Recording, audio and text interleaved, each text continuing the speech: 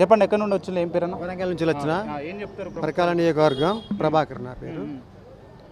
ఏం లేదు, ఇప్పుడు పాలకుల వరకు పోతే ఉద్యమాలు చేసిన వాళ్ళు అందరినీ మర్చిపోయి నువ్వు ఏం తిన్నావు నేనేం తిన్నా గివి అసెంబ్లీ లెక్కలలో ఆయన మీద ఈయన మీద ఆయన అనుకోవడము కుంభకోణాలు అవి అంటున్నారు తప్ప అప్పుడు ఫస్ట్ ఏర్పడ్డ ప్రభుత్వం కూడా అడగని వారికి అప్పుడు ఫస్ట్ ఏర్పడ్డ మా స్వశక్తులతోటి మా సొంతంగా మా స్వశక్తులతో తయారు చేసుకున్న టీఆర్ఎస్ ప్రభుత్వం కూడా అడగని వాళ్ళకి ఏమేమో ఇచ్చింది. ఏమేమి ఇచ్చింది?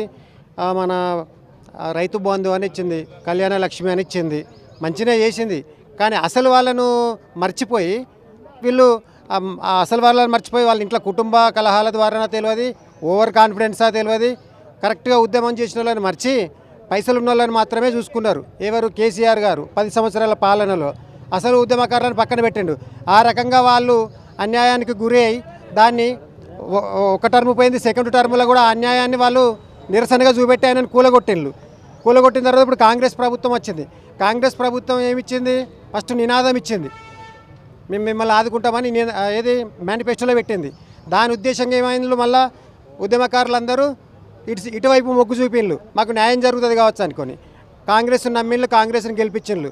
పాపం వాళ్ళకు ఇప్పుడు నేను చెప్తున్నా, నేను కూడా టీఆర్ఎస్లో పనిచేసిన, టీఆర్ఎస్లో ఉన్న వాళ్ళకు కేసీఆర్ కానీ కేటీఆర్ అనేట ఆయనకు ఏం తెలియదు. హరీష్ రావు గారు ఇంకా కేటీఆర్ కంటే కవిత నయం, వీళ్ళకు అనుభవం ఉన్నది. కేటీఆర్ వచ్చి మా ఉద్యమకారుల పుట్ట మీద ప్రధానంగా కొట్టడానికి కారణం కేటీఆర్ అనుకుంటాను నేను. ఎందుకంటే వాళ్ళ లోపల ఇంట్లో స్విచ్ పెట్టించండి. ఈయనకు తెలియదు ఉద్యమం, దానికి ఈయన పెత్తనం కోసం ఉద్యమకారులను పక్కన పెట్టించండు. ఆ అడ్డగోలు వాళ్ళని పక్కన పెట్టుకున్నారు, వాళ్ళు డ్యామేజ్ అయిపోయినారు. ఇప్పటికైనా గుర్తించి మీకు మీరు పోటీలు కాకుండా నిజమైన ఉద్యమకారులను గుర్తించి కాంగ్రెస్ ప్రభుత్వానికి విజ్ఞప్తి. ఎందుకంటే ఇన్ని రోజులు అప్పుడు చేసినాము, తర్వాత మళ్ళీ మా హక్కుల కోసం అప్పుడు చేసిన ఉద్యమాలు పోని మళ్ళీ మా హక్కుల కోసం కూడా చేస్తున్నాం. ఇది మంచి మేము అడిగేది మంచి న్యాయమైన పని.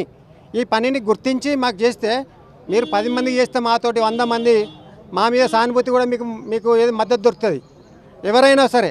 ఇప్పుడు ఎందుకంటే బీఆర్ఎస్కు లేదు అవకాశం, బీఆర్ఎస్ పార్టీ అయినా కానీ బీఆర్ఎస్కి లేదు అవకాశం. బీఆర్ఎస్ కనీసం మాకు న్యాయం చేయడానికి అడిగే దానికి అవకాశం కూడా లేదు. ఏది మీరే చేయలేదు, వాళ్ళని ఎట్లా అడుగుతున్నారని వాళ్ళకు అడగడానికి ఫేస్ కూడా లేదు. ఇప్పుడున్నది అవకాశం ఏంటంటే బంగారం లాంటి అవకాశం ఓన్లీ కాంగ్రెస్కే ఉన్నది. ఆ కాంగ్రెస్ కూడా దీన్ని యూజ్ చేసుకుంటే వాళ్ళకు కొంచెం మేలు జరుగుతుంది.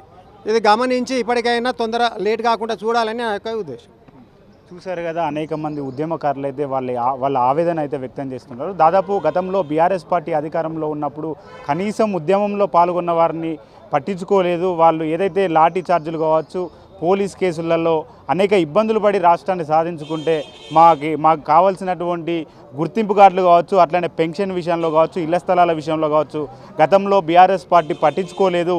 ఆ పార్టీలో ఇతర పార్టీ నాయకులను తీసుకొచ్చారే తప్ప నిజమైన ఉద్యమకారులకైతే అన్యాయం జరిగిందని చెప్తున్నారు. అట్లనే కాంగ్రెస్ అధికారంలోకి వచ్చే ముందు వారు పెట్టినటువంటి మేనిఫెస్టోలో 25,000 పెన్షను, అట్లనే ఇంటి స్థలము, 10 లక్షల ఆరోగ్య బీమా సంబంధించినటువంటి మేనిఫెస్టోలో పెట్టడం జరిగింది. కాబట్టి కాంగ్రెస్ ప్రభుత్వం వెంటనే ఆలోచించి ఉద్యమంలో పాల్గొన్నటువంటి ఉద్యమకారులను ఆదుకోవాలని చెప్పేసి కూడా ఉద్యమకారులు అయితే వారి ఆవేదనను వ్యక్తం చేస్తున్నారు. ఇప్పటికే అనేక మంది అనారోగ్య కారణాల వల్ల మరణిస్తున్నారు.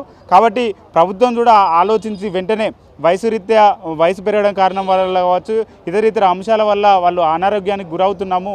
కాబట్టి కాంగ్రెస్ ప్రభుత్వము మాకు పెన్షన్ రూపంలో ఇవ్వాలి, ఇంటి స్థలాలు ఇవ్వాలని చెప్పేసి కూడా వారు ఆవేదన అయితే వ్యక్తం చేస్తున్నారు. దాదాపు 1000 సంఖ్యలో ఉద్యమకారులు అయితే ఈరోజు రాష్ట్ర సదస్సులో పాల్గొనడం జరిగింది. ఒకవేళ కాంగ్రెస్ ప్రభుత్వం కూడా స్పందించకపోతే నాడు ఉద్యమం ఎట్లయితే ఉధృతం చేసినామో మళ్ళీ అదే ఉద్యమాన్ని కొనసాగిస్తామని చెప్పేసి కూడా వారు మరోవైపు ప్రభుత్వాన్ని విజ్ఞప్తితో పాటు హెచ్చరిస్తున్నారు. చూశారు కదా, ఉద్యమకారులు వారి ఆవేదన అయితే వ్యక్తం చేశారు. చూస్తూనే ఉండండి 4 Sides TV. కెమెరామ్యాన్ సన్నీతో లెనిన్, హైదరాబాద్.